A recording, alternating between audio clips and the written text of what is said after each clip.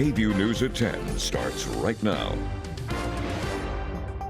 Happen again. There's been an absolute miscarriage of justice, and Mr. Roberson has never had due process.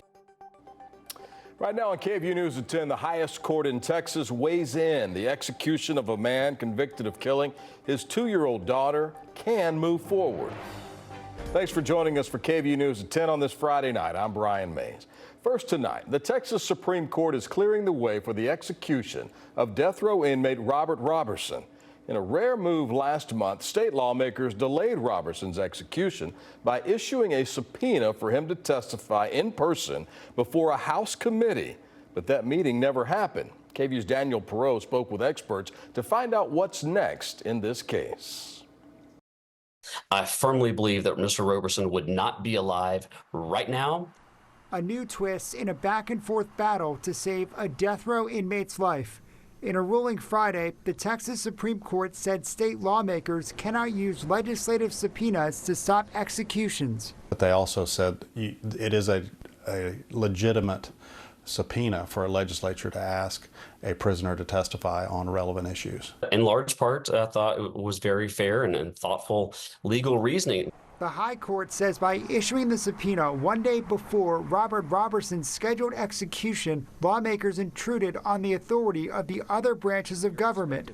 State Representative Brian Harrison, who's on the House Committee on Criminal Jurisprudence, says they could not have filed the subpoena any sooner. We didn't know up until the time that we did it that it was going to be something that we needed to contemplate. Roberson was sentenced to death in 2003 after he was convicted of killing his 2-year-old daughter.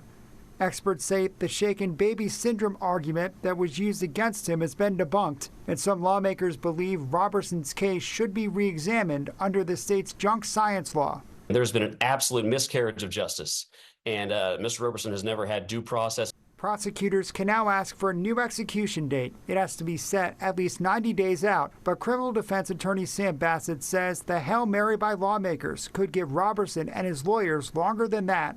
It probably buys him at least 3 or 4 months, but maybe as long as a year or more.